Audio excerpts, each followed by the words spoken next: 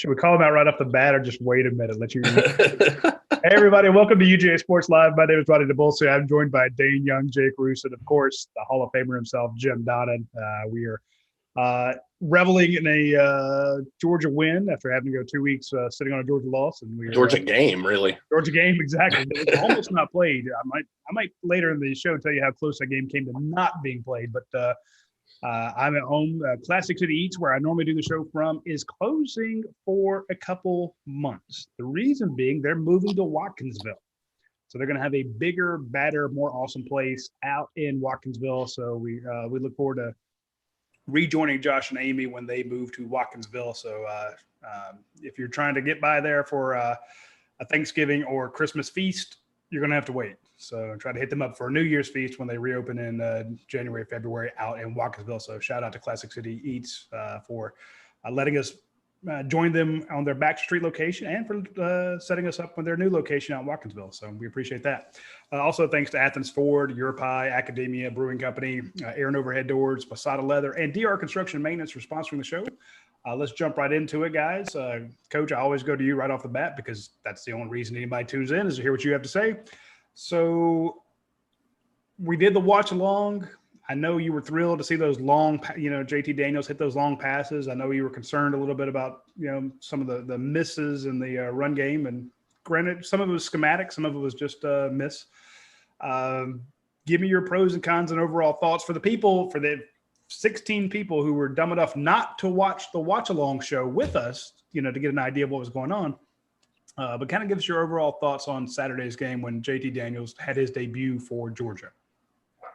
Well, obviously, I was thrilled with the results. First of all, just to see Pickens trotting out there. Yeah. That was a big plus for JT, plus the fact that, anytime you got a guy like him lined up in the different positions that Monk can put him in, it helps the other receivers. And, for JT, it had to be a real rewarding experience having to undergo what he's been through. Certainly, you couldn't have picked a better opponent to go against unless you maybe played against a high school secondary. But I was really happy for him that he could go out there. I picked him as my mouth-watering guy 2 weeks in a row, and we finally played the game. But he showed a really good feel for the game, a really good arm strength. Certainly, his mobility's lacking, but there's nothing you can do about that. And it hurts a running game without the threat of a quarterback run. There's no question. Their defense is set up to really disrupt. That's what they do. They play that 3-3 look, and they slant and angle every time. So we talked about it on the pregame show. They're going to make you look bad because they take so many chances. But I don't think I've ever seen a team give up 3 passes in a row where the guy in the end zone was catching a touchdown pass. We dropped 2 of them, but the third time was a charm. But that's got to be after 50-some years. I've never seen that happen where 3 straight plays you ended up with a guy catching a touchdown or dropping it. But going forward, we got a lot of the same here. The next couple opponents outmanned, but I'm concerned about our defense playing the ball in the air, regardless if it's an air raid or Bama or Florida, whoever it is. So we just giving up a high percentage of pass completions, and we're going to have to do something about that. But we knew going in the game that we were going to have to out-execute them because they run all that short stuff. But good win, good to be back playing, and hopefully South Carolina will have enough guys this week to go out there and play. I know they're right on the bubble too. Yeah. Before I go to you, Dane, I want to let people realize we started telling people on, I think, Thursday how close this game was to not being played. And we started telling people, look, Mississippi State is on the line. And you put into our group chat a couple guys that opted out. And then we found out, 3 more. One guy tested positive as 2 of his roommates were going to have to sit out. And as early as Friday morning, people were basically plane watching to see if Mississippi State was going to get on the plane. And I'll let people know that Mississippi State actually told the SEC it does not look like we're able to play. and the SEC, and other people said, "Well, are you sure about that?" And they basically kind of, I won't say they weren't. I don't want to say they were pressured into it, but they're like, "Look, some of this is on you because you've had guys opt out. You have walk-ons that can play. And they did. They traveled with some walk-ons. Mississippi State did not bring a ton of players to Georgia, but they played really well. I think they played their best game. I'm glad they did. But as of Friday morning, before they got on that plane to travel to Athens, they were preparing to cancel that game. That's how close we came to being played. So, despite that, I thought Mississippi State played a hell of a game. You did the film don't lie. You did the defense Sunday night, and then today we have the offense.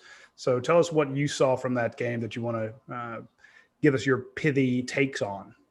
2 quarterbacks that were accurate. I don't know the last time I've seen that in a game that Georgia was featured in. These 2 guys were hitting everything. Now, the passes that JT Daniels were hitting were much further down the field, probably a little bit more difficult. But Will Rogers at Mississippi State, the trajectory that he could be on with Mike Leach in the next couple of years, if they build around him, I was blown away with him. Second college start, and he did that. Now, I know some of those throws were easy, but you've got to get your team in position, and then you have to execute it.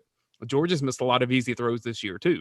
So, easy doesn't mean a whole lot in that sense. So the quarterbacks, I was just impressed with. I am thrilled for JT Daniels, and people that have listened to this or read my work on UGASports.com, they will know that coming into it, I was among the biggest critics of JT Daniels because I did not see what he did Saturday as a possibility based on the stuff in the past. And frankly, from the people that I've talked to and the film that I've watched, Saturday was his best performance, period.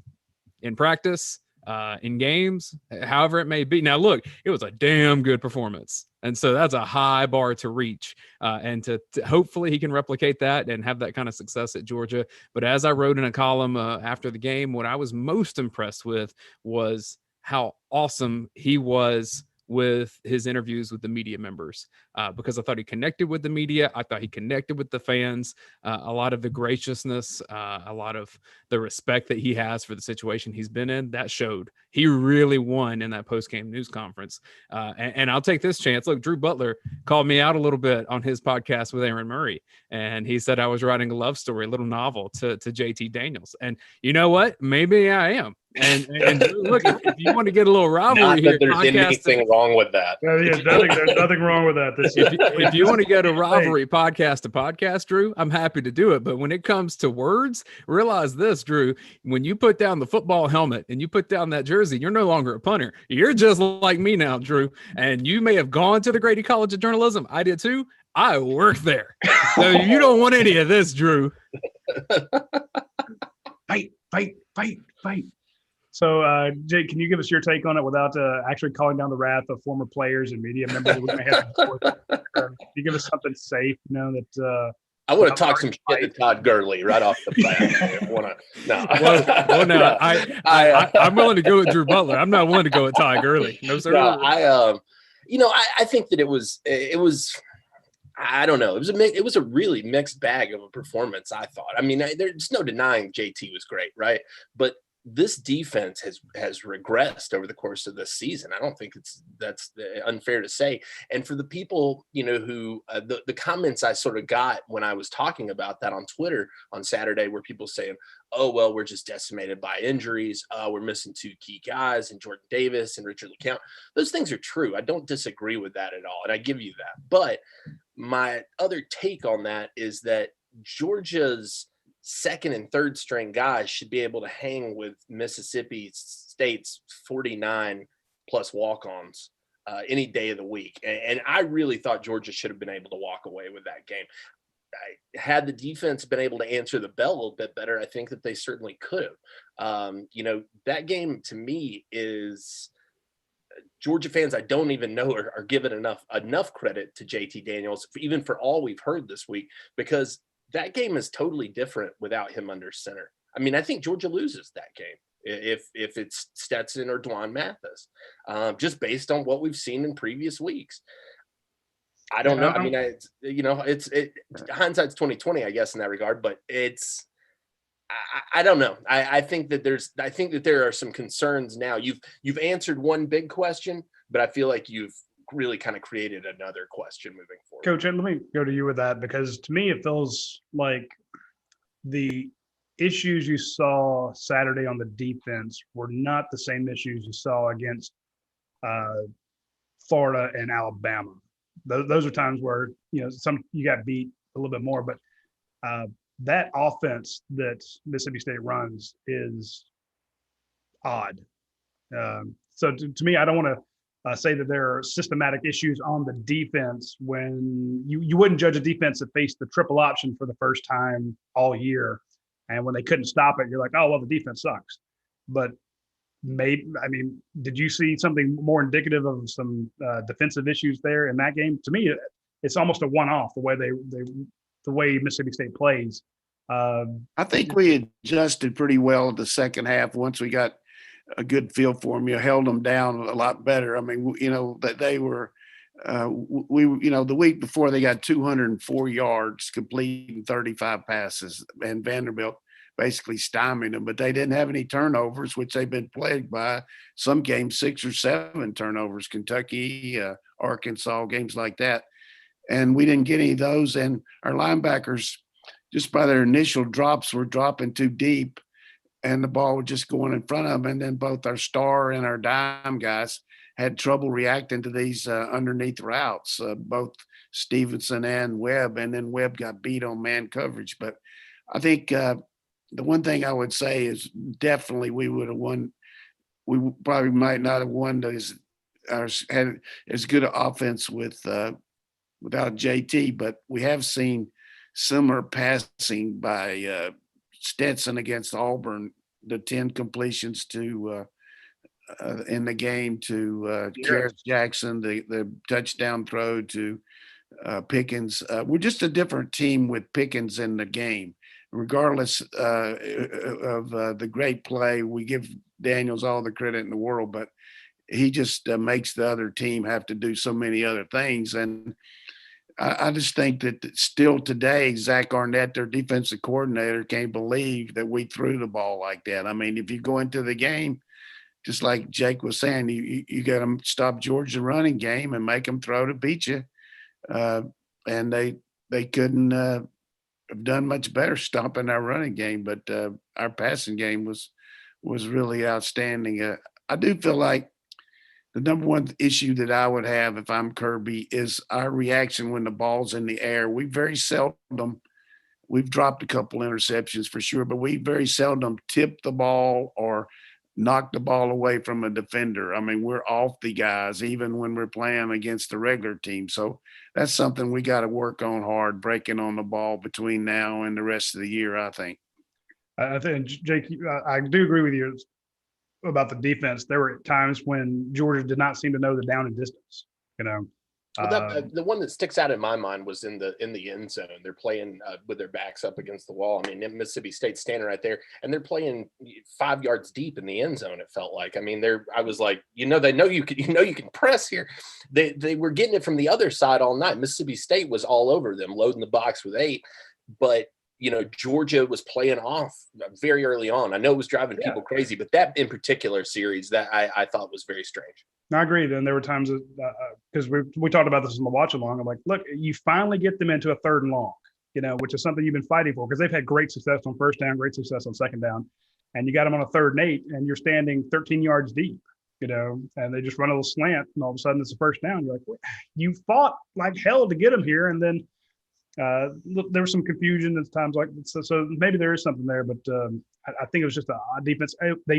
Georgia finally did, and like I said in the second half, adjust. But Dane, why didn't Mississippi State ever adjust to the passing game? It's like, we're going to stop the run. Okay, you've done that. You've kept Georgia to 8 yards into the 4th quarter, but you're still letting JT Daniels light you up. They never seem to drop anybody back into coverage. I mean, JT Daniels was like Coach pointed out, you had 3 back-to-back plays where JT Daniels was able to throw all the way to the end zone. First 2 were dropped. 3rd one, Karras Jackson catches. You think by the 3rd time they've had wide open receivers in the end zone, maybe you don't throw cover 0 at them, which is exactly what JT after the game, he said, yeah, it was 3rd and 20, but I saw that they were in cover 0. I knew we were about to score. If he'd had a clipboard, he'd have thrown it in the air like Lane Kiffin. I didn't see any adjustments on the Mississippi State side of the field, Dane. Yeah, I would think one thing before you let Dane answer that is the first half, we had the ball so few plays that they probably figured that they were doing better than they thought they would. So they'd go another quarter with it and see if we could still do it.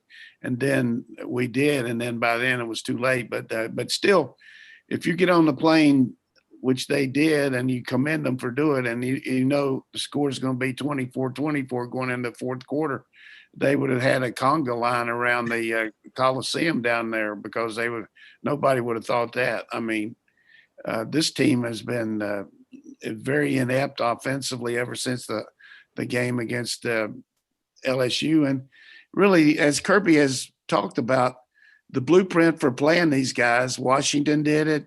Everybody in the SEC's doing it, is drop 8 and make them throw the ball in front of you, and they're going to get some drops. They're going to get some penalties. But, you know, it was a perfect storm for them. None of that happened. They never stopped themselves hardly at all. And the other thing that's alarming to me is the amount of penalties we had.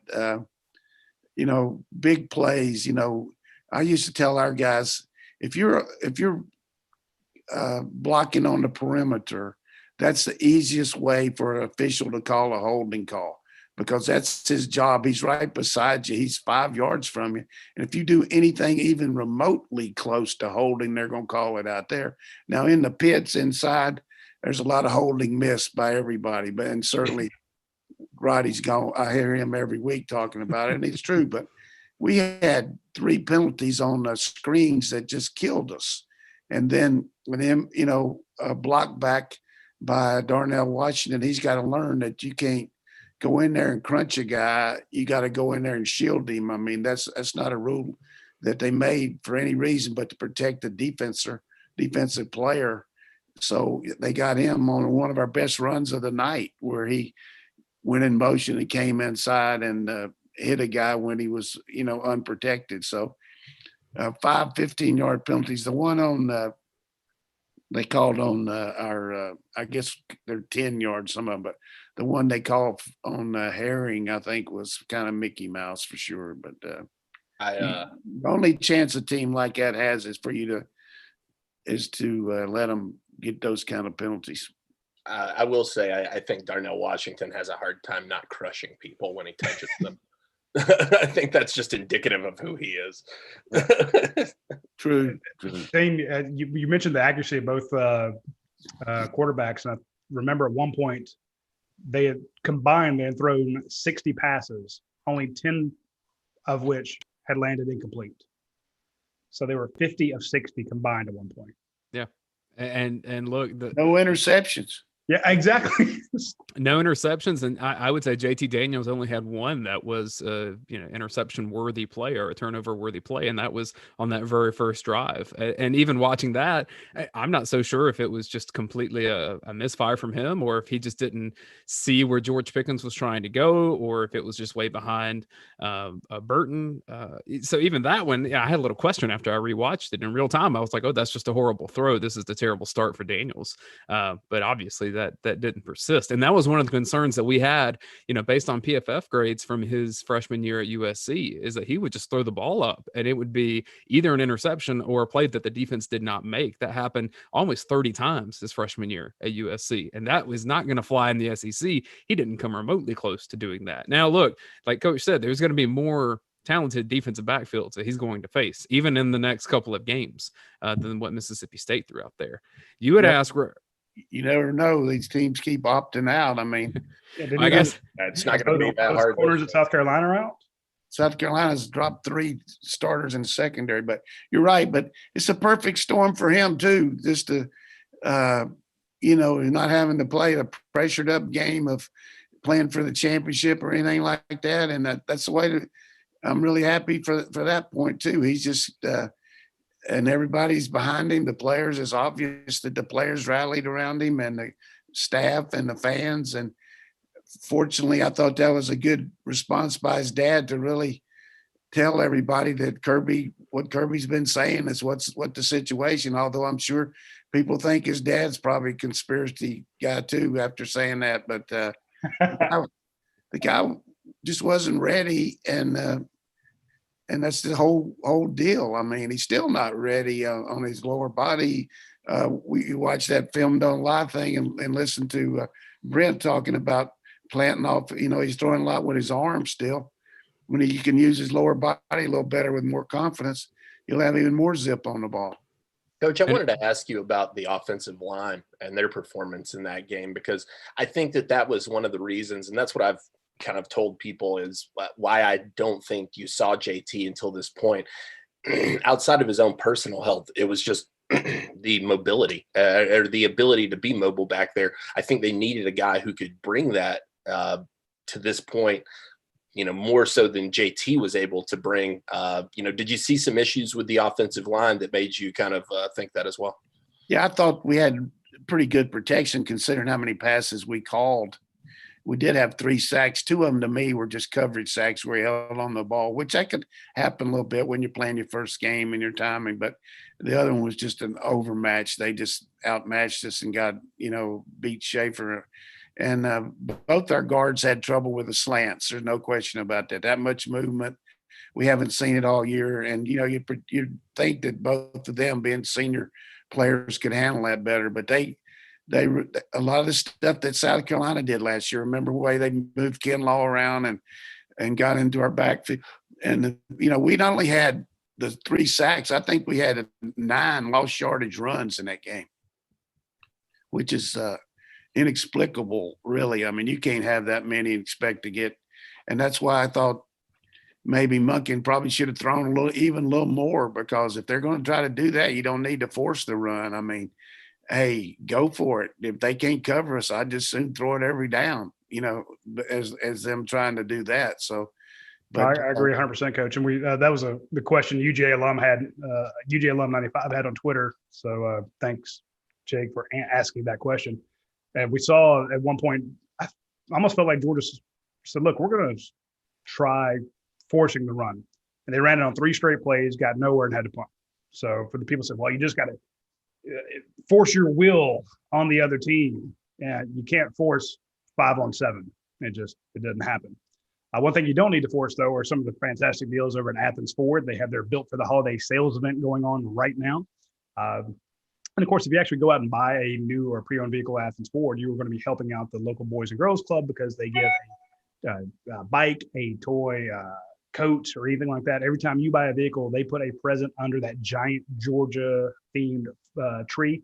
There's a big red Ford F-150 there, and the trunk of it, the cab of it, and the bed are just filling up with toys. So they're going to deliver those. And shout out to Gino Atkins, who took care of 20 different kids recently as part of his Christmas with Gino. That store will be coming out soon. But the folks over at Athens Ford are doing the same thing. They're taking care of kids in the community, and they will take care of you. Almost all their vehicles, if they're not dramatically discounted, like $13,000 off a Ford F-150, you could get $8,000 off a Ford Fusion, or you can get the financing deal, 0% APR financing for 60 months for qualified buyers. So it's like, I want $8,000 off a Fusion, or do I want to finance it for 0% financing for 60 months? Let me see. What about a Ford Explorer? Well, I can get $10,000 off or 0% APR financing for 72 months for qualified buyers. So they have amazing deals in their Built for the Holiday sales event. It's an unreal deal, especially on these 2020s, because the 2021s are coming down the pipe.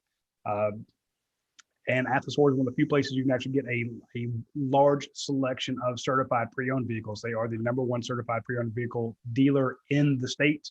There's a reason for that. They get more than anybody else. And those are fantastic vehicles. I bought one myself. Still looks brand new 4 years later. Just saying, that's a great option for you. Plus, you're going to help folks in the community.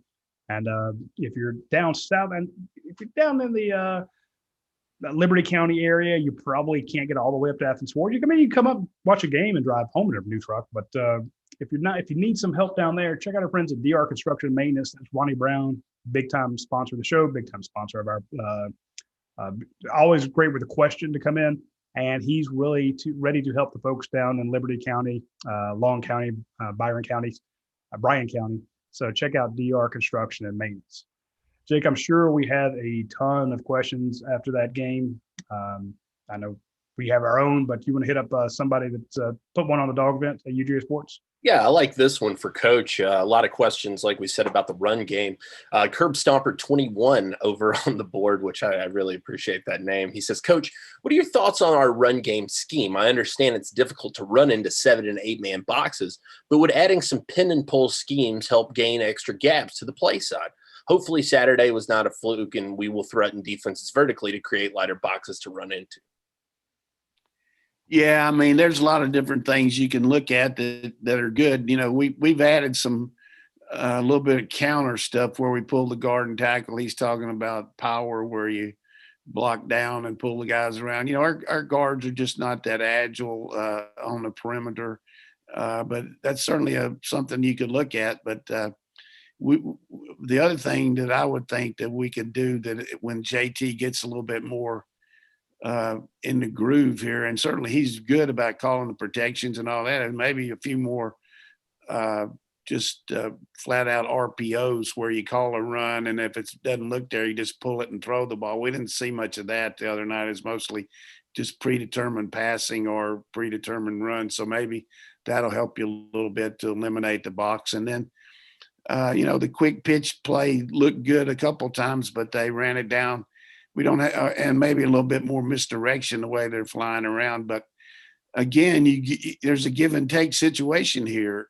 Every one of those inside zone plays that we got stomped with, Bennett or Mathis would have kept the ball on the outside because it's a very easy read. But we don't have them playing, but neither one of them can throw like this guy either. So you can't have both right now with what we have with our team. A little bit of that we had with Bennett when he was, you know, full speed, and throwing pretty well early in the year till he hurt his shoulder. But that's a good question. Pin and pull, I love it. I'd like to see it, but I'd a whole lot rather see those bombs than I would that at this point. I'll add too that with the personnel grouping, you look at a guy like Andrew Thomas last year, and I know the scheme is different with the new offensive coordinator, but that first game against Vanderbilt with the sweep coming from the other side, Thomas is able to get one little chip block and then release downfield. That's a tackle that could do that. Georgia doesn't have tackles that can do that right now. They're blocking around the box, and the guards are a little bit slow to get where they need to get to, and you're relying on new tight ends in the system. So there's a lot of moving pieces in terms of these blockers. You weren't going to replace an Andrew Thomas anyway. I mean, that's a legendary kind of football player at Georgia. And so we're still seeing some progress on the offensive line. I think it's progress, but it's not where Georgia was even probably toward the middle of last year. Yeah, and I would give them some love here at Thanksgiving. I'm thankful for the protection we had. I mean, overall, they had a pretty clean pocket the whole night considering everything. I thought it was pretty dang good. I thought our backs did a really good job, both backs, and even Kenny McIntosh stepped up in there and took on those backers, and that's not been something we've seen a lot. We hadn't seen a lot of teams plug in their backers this year, but they stepped up there and met them like a man, you know, hit them in the sternum. And Kirby called that out after the game. That was one of the first things he mentioned was the blitz pickup. The blitz pickup. So I got another question here while we're on the offensive line. This was something that a lot of people were focused on Saturday night, and I think a lot of people have been thinking about all season. This one from Coastal VA Dog. He says, we've had a lot of batted balls this year. I realize sometimes the defense just makes a good play. However, it seems like this is a trend this year. Some folks blame the quarterback. Other people say it's the offensive line. I fall into the latter camp. What say you, and how do you fix this issue? Well, it's just a tendency of the coaching now from a defensive perspective. When you have a double team at the point of attack, or when you run your initial move, whether it's a slam or a spin move or a swat move or whatever it might be, and you don't get any movement as far as pressure on the quarterback, they're taught to stand there and hold their arms up instead of trying to, you know, just go against an irresistible force there. So that's why you see probably a little more batted balls in all sports. That's the technique. It used to be coaches just say, hey, fight them to the end, keep going, keep going, keep going. But now, you know, you run that initial 1 or 2 steps and it doesn't work. Get your hands up because most of these guys are 6'3", 6'4" anyhow. Then they put their arms up. So I see it in pro ball. I see it in college. Everybody, you just see a lot of it. And we saw one in particular the other night where Schaefer was fighting the guy, and then the guy had run a bull move on him and had pressed him back, and he was really in the quarterback's face, and the guy got his arms up, kind of like Kentucky did on Salyer when they got the interception. So it's just a way of life now. I mean, that's the way people rush. Wrong. I figured it was because JT was too short. That's it. We're told that tall quarterbacks never have balls batted at the line, only the short ones. The batted balls are not as much of a concern to me as the inconsistency with the snaps. That's been a little bit of an issue all year. Coach, why isn't that fixed yet? I don't think you're ever going to fix it. I mean, the guy is just you're going to have to live with it. I mean, he certainly plays so good, as long as he doesn't snap it over his head like some of these teams do, and he's done that a couple of times. But I say early in the season we saw a couple. You got to look at it a little bit. You got a new quarterback back there, a new cadence, and maybe he wasn't as smooth as Hill's used to with Fromm all last year, and it's the first time. And the guy's using a little Southern Cal accent compared to that Southern drawl, so maybe it hurt him a little bit. But the other thing is the quarterback's got to show a little dexterity there too. We used to work on it all the time with your punters and your extra point holders and your quarterbacks, bad balls where you have to. And the difference now, though, is they're having to do so much reading of the defense and calling out the protection. Sometimes they don't concentrate, and it's not a routine catch for them. And any kind of snap that's not exactly perfect gets magnified if they're not looking it in. So it's a little bit of the quarterback's, a lot more of Hill. He just his legs are so wide. I'm just so glad when he gets them between them, man. I want to bring up something else about those snaps, and I think Dane brings up a good point. The concerning aspect there, when we're watching the game and you see those cornerbacks, they're the linebackers, they're up on the line, then they're dropping out, stuff like that. And the offensive line's calling out protections, they're shifting protections, they're changing protections. The quarterback is calling audibles, changing the plays of the line. Then you go for the snap, and what does the quarterback have to do?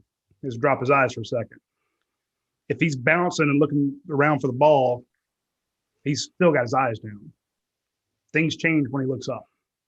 And all of a sudden it's like, oh, it may just be a fraction of a second. You think, oh, well, he just balled him and it shouldn't affect the play. It does affect the play. It affects the play a major way. And that's why I think, Dane, you bring up a good point there on the danger there. Coach, am I off? It's disconcerting. I mean, It's the same thing with the fumble snap. Last night I watched the game with Bucks and the Rams, and the Rams dropped quarterback center exchange a couple of times. It's not as easy for the guys to get the quarterback center exchange as it used to be under center, because everybody grows up being a shotgun guy. Yeah. You see teams at the end of the game, when they're kneeling down, they don't even get under center. They snap it back there and then kneel down. Some teams do it, but most teams get under center. It's not as not as routine as it used to be. That's for sure. That brings up a good point. If you want to break out of your routine, folks, we would. I know it's Tuesday about 12:36, and we're talking the Georgia versus MSU game. We'll look ahead to South Carolina here in a bit, but it's about time for lunch. I know I haven't eaten today. I'm starving. So my thought, now that it's a Tuesday, I'm probably going to head out to pick up my phone and dial up the YourPie app. It's Double Points Tuesday. Every time you use the app on YourPie, you get twice as many points as you would normally, which gets you free pizzas, free calzones, free ice cream, free sandwiches, free pasta. They now have a 14-inch pizza. That's a new thing from YourPie. They normally get your personalized ones. Now they have a 14-inch pizza. So for someone who's starving, that sounds fantastic to me right now. And of course, they also have their hot honey pizzas, which is their specialty. I'm sure that as the holidays get closer, those are seasonal. So they're probably going to change it to something else. So if you have missed out on that hot honey pizza, you need to get on it right away. And again, do it on a Tuesday, because Tuesday's the Double Points Day. And those points on the YourPie app add up very quickly. I have quite a lot of free pizzas and breadsticks and gelato on my app because I use it all the time. And if let's say you want to have a little bit more fun on your lunch break, you can swing out by Academy Brewing Company. Great place to watch the South Carolina game this week. Huge, giant TV screens. Place is immaculate. They have a lot of room there, so the tables are really well spaced out. So you can watch the game and with a bunch of your friends and not have to worry about anybody being too close. Of course, the thing is they have a ton of alcohol out there because they are a brewery. So the tables and everything are almost antiseptic. It's just you can operate in there in that restaurant. It's so phenomenally clean. Plus, they just canned up their 2 times IQ IPA. It's a great IQ IPA. It's a great IPA. If you've never tried it, you'll love it. Now they have their double version of it. So the 2X is a hazy double IPA. So basically take the great IPA they have and multiply it times 2 and then can it. So and check then out get an Uber home. Yeah. But they get also the food out there is great. So I know I say if you're looking to have a more fun lunch, yeah, you can go out there and get Blitz. And of course, they have they have the flights with the different cookies. So you get 4 different beers and 4 different cookies with it. And of course, they have Jack's cheesecakes out there. So tons of great food out there. And I'm talking about desserts because, again, I'm starving. So, but when you get a chance, check out the new menu items and new beers out at Academy Brewing Company and the new pizza and double points from our friends at Your Pie. Luke Goddard in the YouTube chat says he doesn't believe Roddy eats pizza or drinks IPAs anymore because of the weight that you've lost. And I would say he still does. He just walks there and then walks home. I do. It's 7 miles a day, baby. 7 miles a day. That's what you got to do to get that pizza and not feel guilty about it. All right, Jay, hit us up with another question, brother. All right. This one was pretty interesting, and we've had kind of a couple ways it's been phrased. I liked this one, though. This one from D-Rock UGA over on the vent. He says, D-Rock, I know who that is. He says, considering the fact that the NCAA has stated that no one loses a year of eligibility this year, which seniors do you think the coaching staff tries to convince to return next season? Some players like LeCount are likely gone to test the NFL. Others could stay, help the team, and improve their stock with NFL GMs. Anybody jump off the page to you guys? Yeah, I just want to address that because I talked to a couple of the coaches about that, not only here, but other friends of mine that are coaches around the country with the new rule that's set up. Just for real quickly, everybody knows you got 85 on your scholarship roster, but if a senior comes back, he's not going to count against the 85 next year. So that in itself. Okay, that makes a lot more sense. Thanks, Coach. I didn't know how that would work. Well, I mean, I didn't know that till last week, but I saved it for you here today so you can celebrate and go out and get something to eat. But the main thing is a senior comes back, he won't count against the 85. Anybody else, the initials. And, and I also asked Kirby about the 1AA, a different question about the 1AA. And he said, the only problem with that's going to take away from your initials. So your initials count, 25. So there probably won't be as much as that as I thought there might be. But the thing that everybody's got to remember, these guys have been playing football for 4 years, sometimes 5 years, going in the grind. This year, 19 weeks of practice.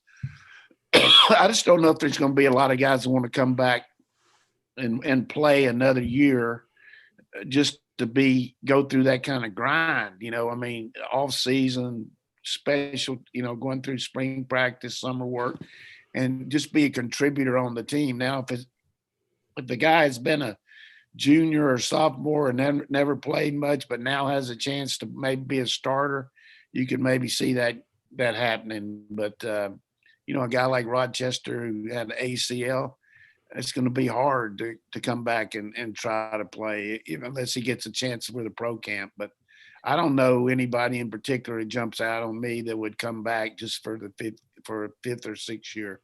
Well, a quick rundown of those guys. Trey McKitty, a graduate student. Prather Hudson, a graduate student. He's going pro.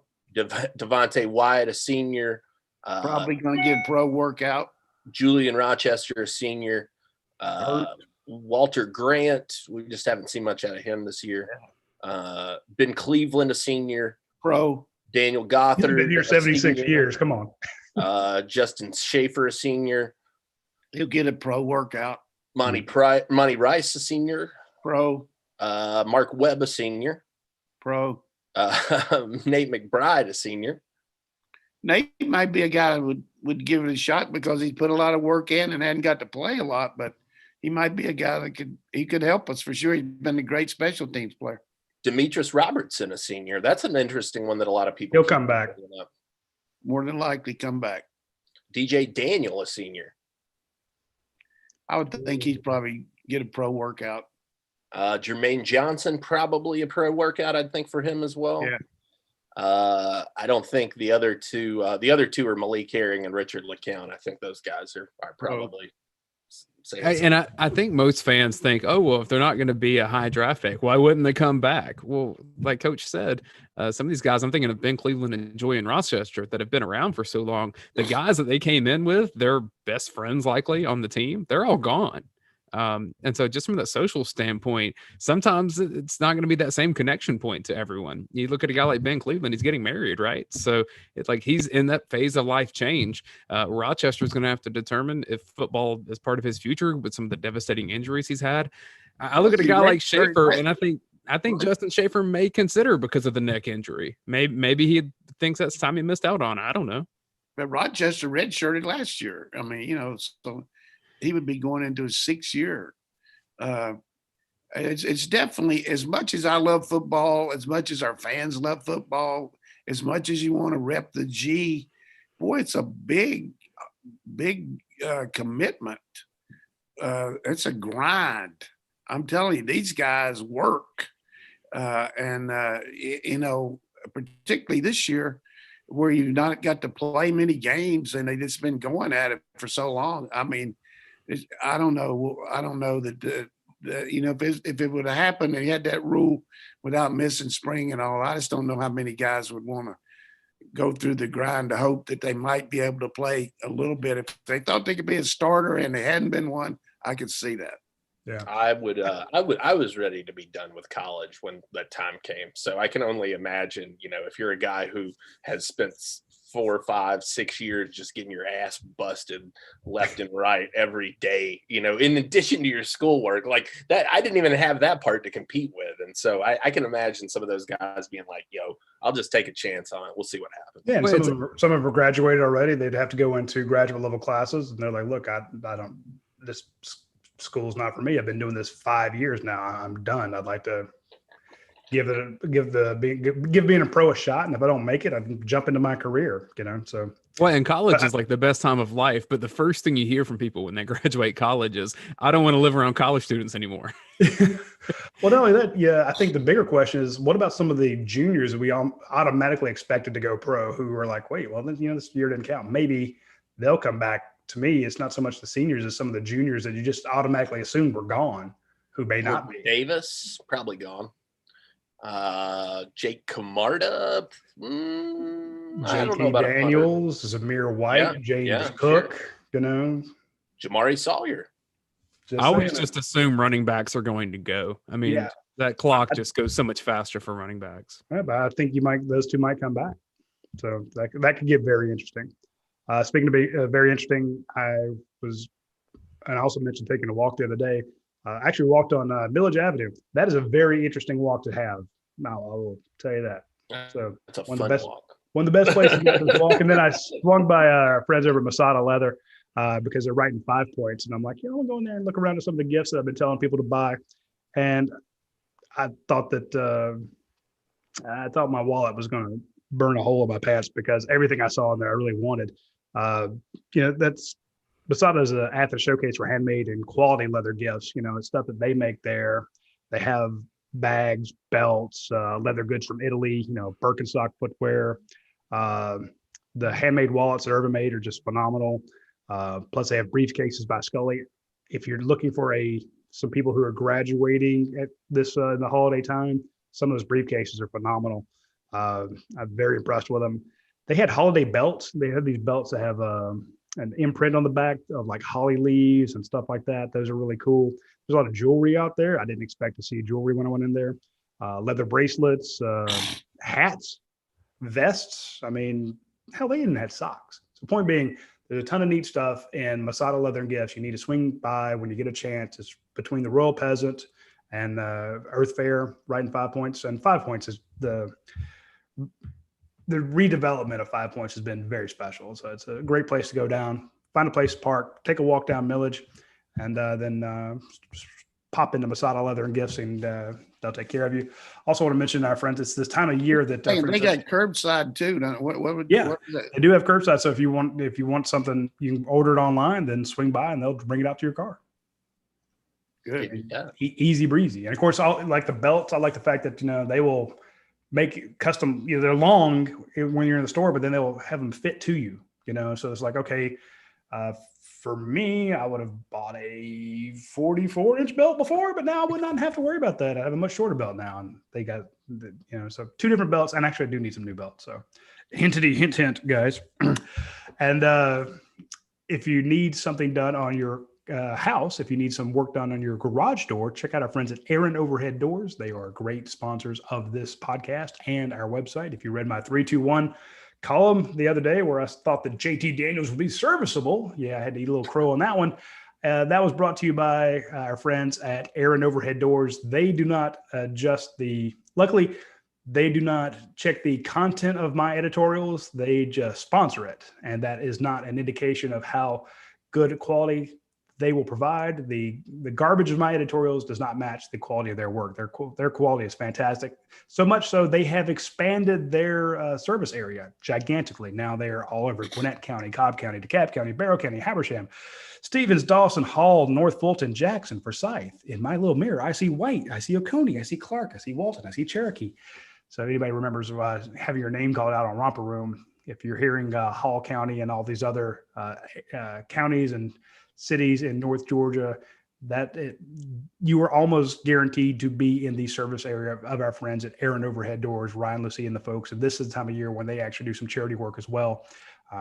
Their full-time employees will go to Ryan, and everybody puts in a note of saying, hey, I think here is somebody we could help. And they go out and provide free service to those people. So it's a great time of year. We have a lot to be thankful for, and I'm thankful that Aaron Overhead Doors has been a longtime sponsor of our show. What the hell is Romper Room, you old bastard? Is that old place that was on Baxter a long time ago? Let me look up on my computer screen here on my internet thing, on my dial-up, how to fire a millennial. Do you need a safe space and a crying blanket? I did want to touch real quick. After last week's show, we did talk about recruiting a lot. Georgia goes out and adds Smile Munden to the mix last Wednesday morning. A very way to ruin this moment by telling us he was going to commit, Jake. A very crisp ceremony, if I do say so myself. Been a while since we've had an outside commitment in the morning and in November. So I'd forgotten what that one was like, but it was a cool ceremony. It was good to be out there. Paulding County represented well. Coach Van Spence, if you haven't had a chance to go read his comments over on UGASports.com, make sure you go check those out. I thought that he had some great things to say about that young man. Really impressive family he comes from as well. And I thought the comments that Coach Spence gave about Georgia's coaching staff were really outstanding. I think that that's kind of been a consistent theme that we've heard throughout these coaches' corners that we've done this season, is what a great job Georgia's coaches have done in recruiting these guys. You hear the words consistency mentioned very frequently. You hear the guys talking about, there's no smoke and mirrors. Georgia kind of just lays it out there, says this is who we are, this is what we can offer, and that's that. They're not trying to blow smoke from what these guys are saying. Coach, anything that jumps off the page to you about Smile Munden when you've had a chance to check him out? Yeah, I mean, just a very good guy in space, has played, on the offensive side of the ball too, shows his skill level. I mean, he's got good hands. He's going to be a terrific defender for us. Hopefully his knee is going to be okay. I mean, it always worries you when you have a knee injury, but from a standpoint of just what you're looking for, size, speed, He's not a real knock you back type guy yet, but I'm sure he'll develop that. But I'd hope I'd try to have the size and speed, and he's definitely physical for sure. But just a real good take, boy. Good to have a guy like him coming in at position of need. We need linebackers badly, and just glad to have him here. And hopefully you take advantage of what some other people's problems are your solutions, and you hope that I hope that a lot of this stuff at LSU is not, as bad as they're putting it out to be. But you made a good point there. I hadn't even thought about it. And that's why I'd like to read your stuff about recruiting, because I know zilch about it without you. But talking about Smith and, maybe looking away from LSU now with that situation down there, boy, that would be unbelievable if we could get him, and then if he could bring Foreman in. But I also want to give you kudos, which nobody says anything about, but with the job that JT Daniels did the other night, our own Jake Rooster was a person that told everybody in America, including the West Coast, the East Coast, Hawaii, Alaska, the moon, JT Daniels was coming here. And that was just unreal scoop. I mean, that to me is a scoop of the year, isn't it, Roddy? Yeah, that is. I thought that was. So if you were going to fire him about the romper room, hire him. I hire him back then. Offsetting penalties. Well, yeah, exactly, offsetting. So we'll tee it up again, and let's see if he can accurately predict where Mason Smith is going. I think that's Mason Smith and Corey Foreman. Very good notes Jake had the other day. I thought those were very impressive. And Jake sometimes is very subtle in his comments on the board. I think I like where Georgia sits with this guy. And that's because he's sitting on a commitment story sometimes, sneaky bugger. Just to be clear, I am not in this instance. I know. But don't plant that seed. Don't put that evil on me. You do play it. You do play it. I agree with that. I agree with that. But I do feel like that we're sitting a little bit better because of that information. I would think. No question. A lot of parents. No, that's what I was saying. This isn't a situation where Jake knows more. But it's a situation where Jake does his feelings, and some of the scuttlebutt that he has shared with us has panned out. And I think if Jake says, "Hey, look, Georgia's in a better spot, and Alabama's in a better spot than they were last week," that's good gospel. It's correct. So, does that mean that Mason Smith and Corey Foreman are coming to Georgia? No. It just means you're in a better spot. It's a marathon. It's not a sprint, and you find out where those guys sign. And I do want to go back and give Jake all the credit in the world. A lot of people in this business tend to wait for us to break some news, and then they slap a clickbaity headline on it, and they run with it, confirmed or not.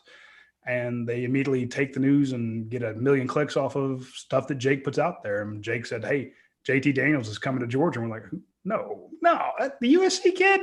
No, come on. They got Jamie Newman. And I saw a lot of people basically calling Jake out, saying he's full of crap.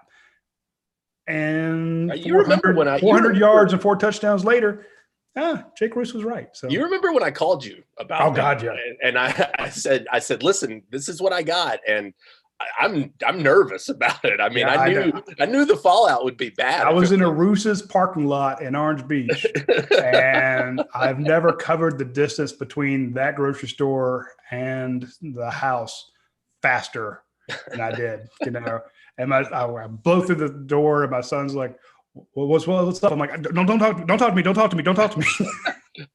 I like to imagine you stiff armed him out of the way. No, he's too big.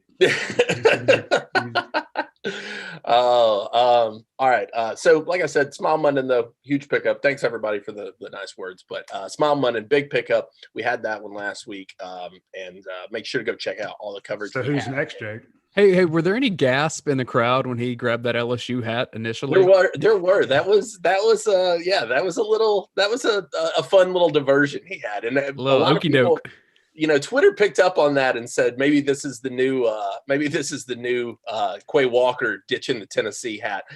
Smile did happen to say after the commitment, which I thought was really funny. He said, "Well, I just had I wasn't going to do that to a team that had recruited me very consistently." So it was pretty obvious that things with LSU maybe not come to fruition as strongly as it would indicate by having their hat on the table. All right, I do want to talk a little bit about Thanksgiving before we get into this week's mouthwatering players, because Dane has a terrible take on Twitter, and I think we need to embarrass him. A lovely take. And I think that he should feel bad about it. And personally, we also need to point out the cousin it behind him on the screen. Yeah. I did. I got that question. What the hell is the thing behind Dane? Yeah, I've got it's pom-poms from different SEC games, man. Different. Why would you have that? Because we collect the pom-poms when I would go cover SEC games. I'll hop into the crowd and get one. That's a Georgia. I think this was Kentucky when they went all silver. We collect the pom-poms. Collect stamps. Fans. Oh, well, That's way less cool. fortunately you're married and that doesn't have any connotation to it for the Wow. Good memories. Well, there's a little Tennessee orange in there. No, guys, what are you looking forward to on the? What's his garbage take on Twitter now? I mean, first it was JT Daniels sucks. Now it's something else. Yeah, I mean, clearly, this is a guy we need to be paying attention to, right? I mean, no. Dane said that Thanksgiving food, if it was better, we would cook it more often, and that we would enjoy it more often. And the fact that we don't do that shows that it is an inferior meal and an inferior food to some degree. These kids and their damn hot takes. That's a wonderful take, and I've got some support. I will have you know that in October, my wife brought home a bag of cranberries at my request to make her cranberry salad, because we don't do the thing that comes out of the big can that pops out. She makes it with oranges, and it's phenomenal. And I had her as a request. We've already had 2 batches of cranberry sauce. So that's because it is phenomenal, and it's not one of the situations that you can do it. And the reason people don't cook stuffing and turkey and all that stuff every meal is not because it's not good. It's because some things are worth savoring. Some traditions are worth holding back. We don't have the Masters every weekend, but it's pretty nice to have once a year. I would like to have the Masters more often. They just won't do it. I can tell you this, you can't have oyster dressing enough for me. Ooh, Yeah. Strong choice. I'm a dressing guy myself too. That's for me. I look forward to Thanksgiving for that reason and that reason alone.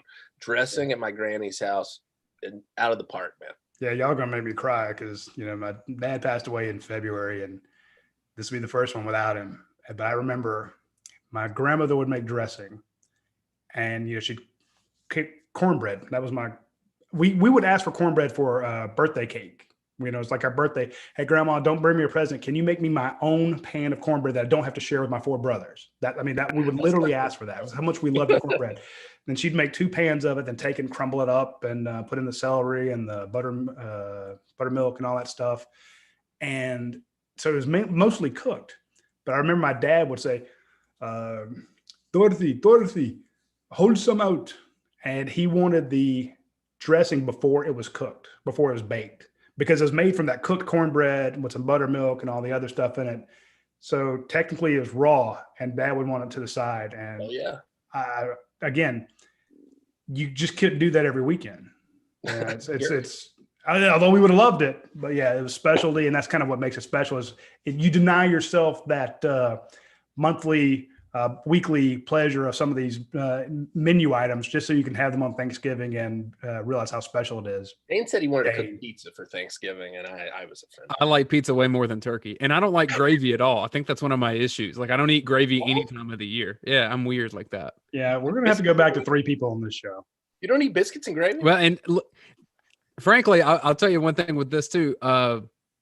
My parents aren't that great of cooks, so I didn't grow up eating like the best stuff from them. Wow. Now we get to the crux of the issue. Now look, here's the shitty food. My grandparents, awesome. And my parents do a couple things well, but like my dad likes a steak well done. So to this day, I just don't eat a lot of steak because I'm like, man, I had a lot of bad steak growing up. Sure. Even though I know there's good steak out there. All right, let's move beyond this because Dane's take is terrible. Let's see if we can get a better take for him in this week. Mouthwatering players. It's South Carolina this weekend. A decimated South Carolina team. Just about everything that could have gone wrong for them this season has. Marshawn Lloyd blows out his ACL. Will Muschamp gets fired. 3 starters out in the defensive backfield. Just a really tough situation all around. So it's a little bit similar to last week. So guys, who you got? Mouthwatering player this week. Who's going to step it up against the Gamecocks? Dane, we'll start with you. I want to see if the downfield passing continues. I think it will because South Carolina just lost its entire secondary to opt-outs. And like I said, there's been some injuries too. So I'm going to say George Pickens. Burton had his big day. I think it's Pickens time. All right, Roddy, who you got, buddy? Well, I keep saying James Cook, and I don't get anywhere with that. But I think this is – and, you know, you got to love the fact that Mississippi State said, we are not going to let you run on us. We're going to bring a ton of guys on every play. And, you know, you can't run 6 against 8. So, but I don't think South Carolina is going to do the same thing. I think you'll see the return of Georgia's running game. I think they'll probably want to lather up Zamir White in this game. So Zamir White will be my mouthwatering player of the game against South Carolina. Okay. All right. 2 offensive guys. I guess I got to go somewhere on defense. I'm going to go. Let's see. I think this one plays in well for a guy like Monty Rice. I think that he can kind of be all over the field. He's done that. It's not like Shi Smith's out this game, so he's not going to have to play as much coverage as maybe he normally would. I think that Monty racks up some tackles this week for the Bulldogs. Coach, who you got? You know, I think they're going to go with Doty at quarterback, who is an athletic type guy on the run, and so I'm going to go with Azeez Alarji, just because I think he's going to have to make some tackles in space on the quarterback keeps and things like that. I think he has a big game rushing the passer and also making a lot of tackles on the zone read. How about the just finish by Azeez the other night, man? I mean, he's like a WWF wrestler. He and Anderson got both. The move. He and Anderson both, and I hope he finishes and gets his brother to transfer. I want to give a call out too to the play before that where William Poole, now he didn't make the tackle, but he made sure he was there in space to allow the guys to get there to force that fourth down play. William Poole was a name I did not expect to call out heading into that game. Yeah, I didn't expect him to call out Adam Anderson as much and see Robert Beal play as much as he did. So, and I like that Kirby kind of tipped his hand a little bit earlier in the year. I mentioned this on the watch along. Earlier in the week, when he was asked a question about the outside linebackers, and he said, you guys don't see enough of Robert Beal and what Adam Anderson are doing in practice. Okay, don't know why you're bringing them up other than they're in that kind of outside linebacker group. But sure enough, come Saturday, those guys played a ton of snaps. So I thought that was a nice little foreshadowing move on Kirby's part right there. And I'm sure hopefully they appreciated the call outs, and I hope they appreciated the extra playing time. But you got to like it when you can bring in a new, okay, hey, Azeez, step out. Here comes Jermaine Johnson. Jermaine, step out. We got Robert Beal coming in. Oh, here comes Nolan Smith. Still, I'd like coach's pick of Azeez for this weekend. And if not him, somebody from that group, because he was fresh as a daisy when he ran out there. So it's great to see that, like you said, that finishing move. How many games has he ended? It feels like a lot, man. And you know what the thing about it is, to me, he's the guy, and I made this comparison when he was in high school. It's like Lorenzo Carter when he came up and blocked that kick against Oklahoma. That was the X factor, just the finishing move, essentially. And so I think that Azeez got a little bit of that too. Definitely. What was it, Auburn last year? I believe it was, yes. Yeah, he made a tackle on Nick. So there you go. Well, I hope we get to play this week. That's my major. Yeah, keep your fingers crossed, folks, and don't. No, geez. That's all the time we have for this week's show. Be sure to tune in next Tuesday.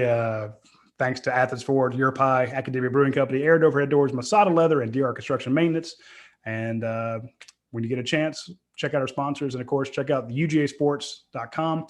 Right now, they have a $75 deal. Sign up for 1 year of UGASports.com. Get your first year for free. Get your first year for $75 and get a free $75 gift card to the Nike store. So you get all the cool Nike gear. So that pretty much effectively makes your first year free. You spend $75, get $75 in Nike gear. Can't hurt to try it. Promo code Nike75, Nike 75. We'll talk to you folks next week. Take care. Happy Thanksgiving.